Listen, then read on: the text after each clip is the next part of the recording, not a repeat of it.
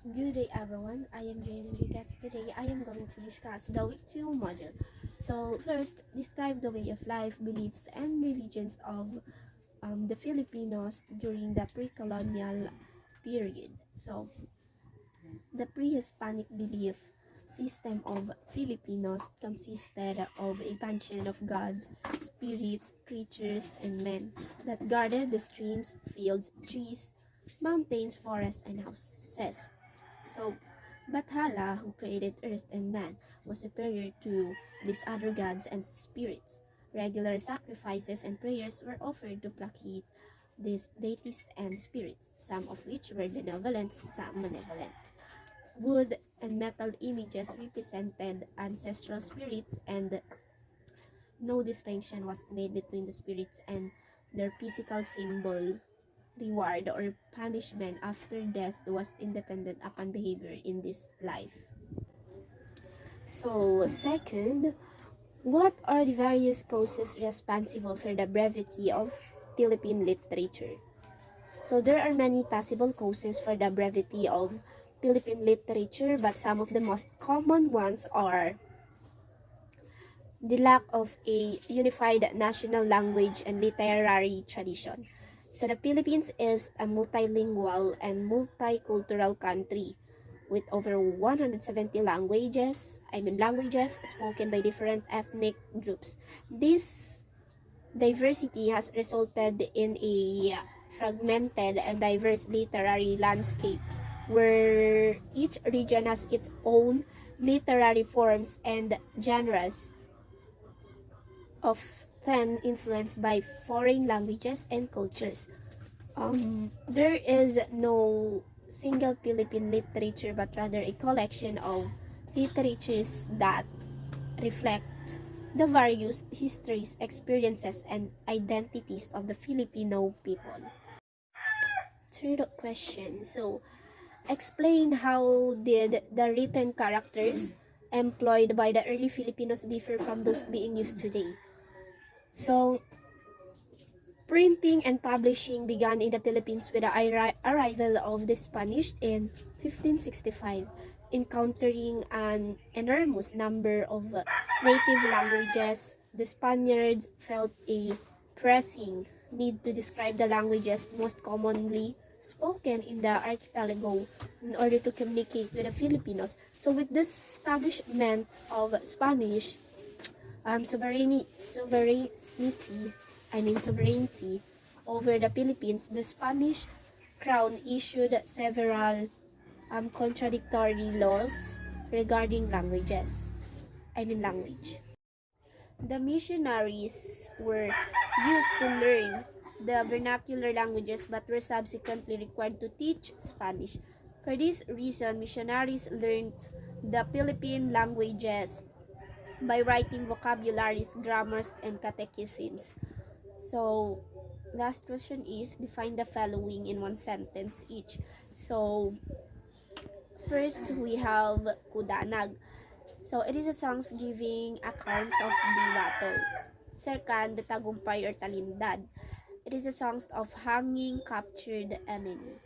Third, Sambontani and Tagulaylay. So, Sambontani, a song sung at a feast, and Tagulaylay is a funeral song or eulogies. It is for mourning or a mournful song. Hibayis or Ibayis, a travel song. It explores the author's perennial themes of travel and adventure. 5. The Balayang. It is a miracle bath who is prominent figure in the mythology of the Kulin nation.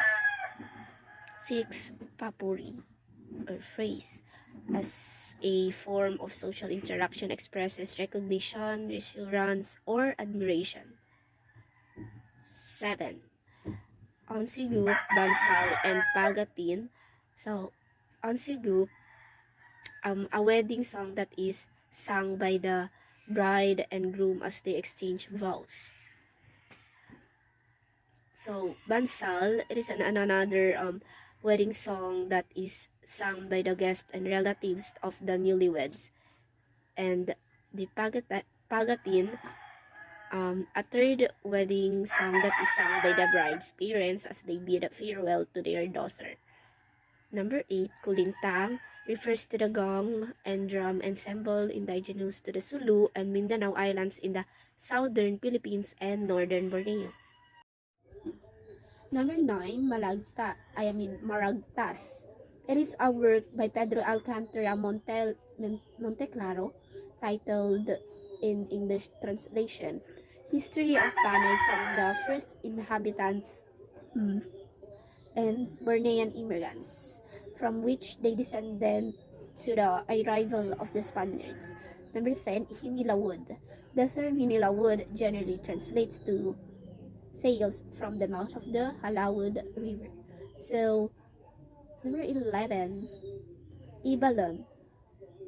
Ibalon refers to the ancient name of the Bicol region, where one of the major ethnic groups in the Philippines called Bicolano resides. 12, Historia. A papasaritaan ti pinagbiag ni Lamang. So it is an old Ilocano metrical story because of his immense physical prowess and adventures and the medium in which this story has told. Number 13, Darangen. It is a Maranao epic poem from the Lake Lanao region of Mindanao, Philippines. So number 14, Hudhud, consists of narrative chants traditionally performed by the Ifugao community, which is well known for its rice terraces extending over the highlands of the northern island of the Philippine archipelago. Number 15, Alim. It is one of the names of God in Islam, meaning all-knowing one. Number 16, oral lore. It is a form of human communication wherein knowledge, art, ideas, and cultural material is received, preserved, and transmitted orally from one generation to another. Number 17, proverbs. A proverb is a short sentence that people often quote, which gives advice or tells you something about life. For example, a bird in the hand is worth two in the bush. An old proverb says, "The enemy of my enemy is my friend." So number 18, Loa.